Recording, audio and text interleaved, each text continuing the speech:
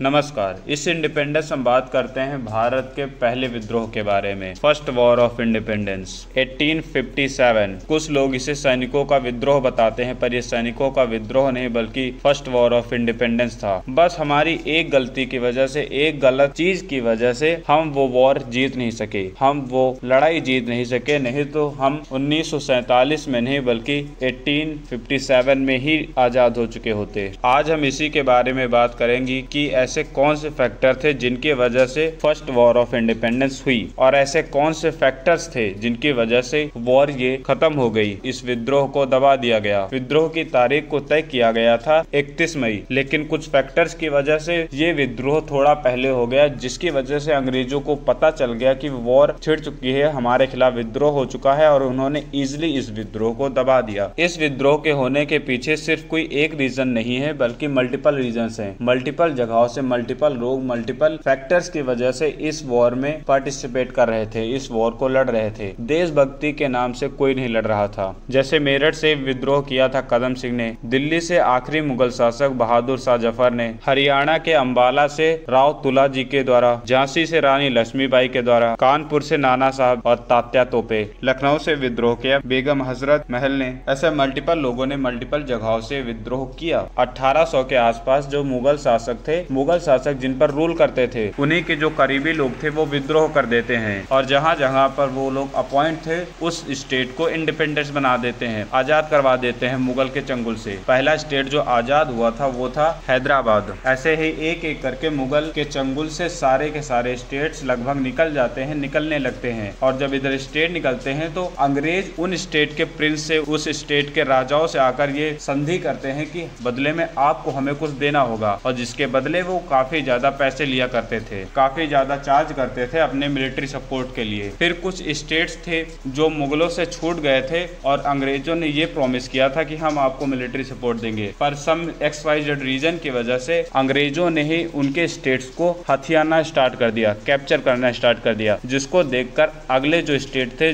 जिनको अंग्रेजों ने संरक्षण दिया था, ये वादा किया था कि हम आपको वादा करते हैं कि हम आपको मिलिट्री सपोर्ट देंगे, वो स्टेट भी घबराने लगते हैं कि उनकी कहीं स्टेट न चले जाए, उनकी गद्दी कहीं चली न जाए। फिर ब्रिटिशर्स एक रूल लेकर आते हैं, जिस रूल में यह था कि अगर कोई स्टेट है और स्टेट के जो प्रिंस हैं, जो स्टेट के राजा हैं, अगर उनका कोई बच्चा नहीं है तो उनके बाद उनकी टेरिटरी अंग्रेजों के कब्जे में चली जाएगी। रानी लक्ष्मीबाई, उनके पुत्र नहीं थे, उन्होंने एक पुत्र को गोद लिया था, दामोदर दास, और लक्ष्मीबाई के हस्बैंड के डेथ के बाद अंग्रेज झांसी उनसे वापस ले लेते हैं, झांसी को कैप्चर कर लेते हैं और रानी लक्ष्मीबाई को ये वचन देते हैं कि हम आपको पेंशन दिया करेंगे। पर रानी लक्ष्मीबाई ये उन्हें मंजूर नहीं था, उनका स्टेट था, उनकी टेरिटरी थी, उन्होंने बोला हम इसे वापस कब्जा कर रहेंगे, जिसके उसमें उन्होंने विद्रोह किया। 1956 में अंग्रेज एक रूल लेकर आए विधवा ब्याह का। उससे पहले था कि अगर कोई औरत विधवा है तो वो दोबारा शादी नहीं कर सकती, पर अंग्रेज ये रूल लेकर आए कि अब विधवा भी शादी कर सकती हैं, जिसकी वजह से सभी के अंदर काफी ज्यादा गुस्सा भरा हुआ था। और ऐसे ही एक नहीं बल्कि मल्टीपल इंसिडेंट हुए थे, जिसकी वजह से 1857 का रिवोल्ट हुआ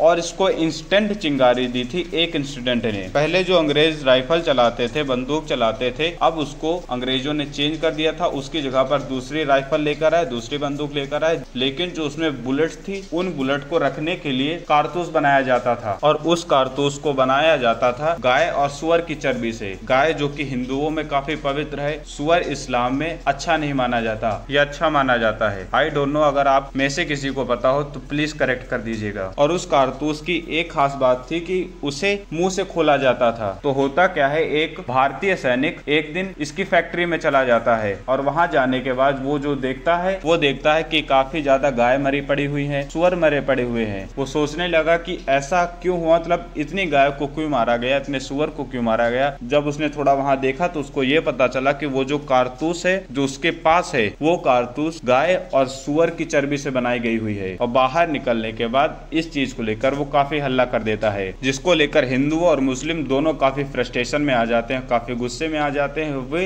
अंग्रेजों से सवाल करते हैं पर अंग्रेज इस पर जवाब नहीं देते और वहीं पर फर्स्ट रिवोल्ट होता है बाई मंगल पांडे। मंगल पांडे के जो लेफ्टिनेंट कमांडर थे, जब मंगल पांडे ने उनसे पूछा कि क्या ये सच है, तो उन्होंने इस पर बिल्कुल चुप्पी छान ली। उन्होंने बोला कि एक अफवाह है, ये झूठ है, ऐसा सच नहीं है। पर मंगल पांडे ये खुद अपनी आंखों से देख कर आए थे कि कारतूस को बनाने में गाय और सुअर की चर्बी यूज होती है। फिर क्या था, उन्होंने जो राइफल ली थी उसी राइफल को निकाला और अपने कमांडर लेफ्टिनेंट को वही मार दिया। अपने कमांडर्स को मारने के बाद सैनिक आते हैं और उनको पकड़ लेते हैं और कुछ दिनों बाद उनको फांसी दी जाती है। और उसके बाद 99 सिपाहियों ने उस कारतूस को यूज करने से मना कर दिया, विद्रोह कर दिया, जिस पर अंग्रेजों ने उनको उठाकर जेल में डाल दिया। उनको 10 साल की सजा सुना दी, जिस पर उनके दोस्त, उनके भाई, उनके रिश्तेदार और जो उनके आसपास के थे मिलिट्री के लोग, वो सब फ्रस्ट्रेटेड होते हैं और 31 मई को विद्रोह का ऐलान करते हैं। 31 मई को विद्रोह होगा, इस बात को जगह जगह तक फैलाया गया था रोटी और कमल के फूल के द्वारा, जिस पर यह तय किया जाता है कि 31 मई को विद्रोह होगा। लेकिन कुछ बटालियन के द्वारा विद्रोह 31 की बजाय 10 मई को ही हो जाता है। और जब अंग्रेजों को ये पता चलता है कि विद्रोह होने वाला है तो वो सेना को चितिर बिथिर कर देते हैं, कुछ को यहाँ डाल देते हैं, कुछ को वहाँ डाल देते हैं, जिससे इनके बीच में कनेक्शन न रहे, बातचीत न रहे। और उस समय पर ना ही कोई डिजिटल था, ना ही कुछ था, ना ही फोन थे, ना ही इतनी तेजी से इंफॉर्मेशन ट्रेवल हो सकती थी। आज की तरह डिजिटलाइजेशन नहीं था, इतने हम डेवलप्ड नहीं थे। जैसे आज जम्मू कश्मीर में विद्रोह हुए और तुरंत कॉल गया केरला, तमिलनाडु, विद्रोह शुरू हो गया है, विद्रोह शुरू किया जाए, और वहां भी विद्रोह शुरू। इस तरह का डिजिटलाइजेशन नहीं था। काफी लोगों को पता ही नहीं चला कि विद्रोह शुरू हो गया है। और जब ज्यादा लोगों को ये पता नहीं था कि विद्रोह शुरू हो गया है तो विद्रोह को दबाना थोड़ा आसान भी हो गया। 57 में अंग्रेज बहुत बुरी तरह मारे गए थे, इतनी बुरी तरह मारे गए थे कि अगर वो विद्रोह थोड़ा और समय तक चल जाता, हमारे पास हथियार अगर होते तो वो विद्रोह हम वहीं पर खत्म कर देते, वहीं पर हम इंडिपेंडेंट हो जाते। अब अंग्रेज बहुत बुरी तरह मारे जा रहे थे, उनको बचना था। वे इधर उधर भागकर शरण मांगने लगे, हमें बचा लीजिए, बचा लीजिए। और शरण मांगने के बाद जब उनको शरण दी जाती थी तो उनको अपने घर में पकड़कर मारा जाता था। पर अंग्रेजों को ये पता चल गया था कि हम लोगों के पास ज्यादा समय तक वॉर करने के लिए हथियार नहीं है। इसीलिए अंग्रेजों ने सोचा कि वॉर को थोड़ा एक्सटेंड कर दे, थोड़ा लंबा खींच देते हैं, जिससे इनके पास हथियार नहीं होंगे और ये विद्रोह अपने आप ही शांत हो जाएगा। और अंग्रेजों ने बिल्कुल ऐसा किया, वॉर को लंबे समय तक खींच दिया, जिसकी वजह से हमारे पास हथियार खत्म हो गए, विद्रोह करने की सारी चीजें खत्म हो गई और फाइनली 2 साल के बाद वो विद्रोह को पूरी तरह से शांत कर दिया जाता है। ये विद्रोह सक्सेसफुल इसलिए नहीं हुआ क्योंकि कोई भी लोग देश के लिए फाइट नहीं कर रहा था। किसी का राज्य चला गया इसलिए वो फाइट कर रहा था, किसी का धर्म भ्रष्ट हो गया इसलिए वो फाइट कर रहा था, किसी के बेटे को राज्य नहीं मिला इसलिए वो लड़ाई कर रहा था, किसी के अंदर देश प्रेम नहीं था बल्कि सेल्फिशनेस थी। और इसी एक रीजन की वजह से वो वॉर वहीं पर, वो रिवोल्ट वहीं पर शांत हो गया। इस रिवोल्ट के बाद अंग्रेजों ने सच में हिंदुस्तानियों की ताकत देखी कि असल में अगर ये साथ हो गए, एक साथ हो गए, एक मिल गए तो क्या हो सकता है। इसीलिए उन्होंने डिवाइड करने की पॉलिसी को अपनाया। हिंदू मुस्लिम में फूट डालने लगे, जातियों के नाम पर लोगों को अलग करने लगे, जातियों के नाम पर लोगों को लड़वाने लगे। जब अंग्रेजों ने बंगाल का विभाजन किया था तो बंगाल का विभाजन लोगों से पूछकर या किसी अलग फैक्टर पर नहीं किया था, हिंदू मुस्लिम में फूट डालने के लिए ही विभाजन किया गया था। क्योंकि उन्होंने 1857 की रिवोल्ट में देखा था कि अगर ये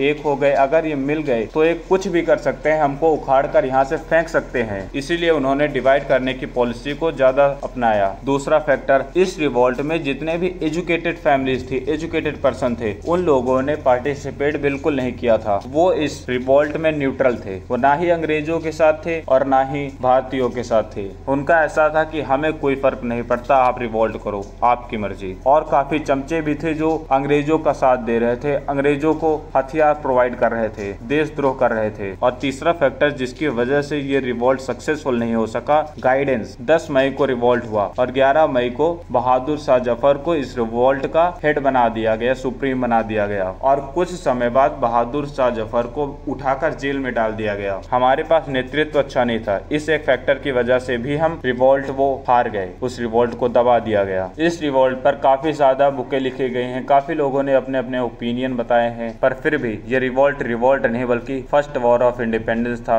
आजादी की पहली वॉर थी। अब कुछ लोगों की वजह से हम ये हार गए, कुछ फैक्टर्स की वजह से हम इसमें जीत नहीं पाए, हम इंडिपेंडेंट नहीं हो पाए। नहीं तो हम 1947 में नहीं बल्कि 1857 में ही आजाद हो गए होते और आज हम लोग बहुत ज्यादा डेवलप होते। Thank you. जय हिंद, जय भारत।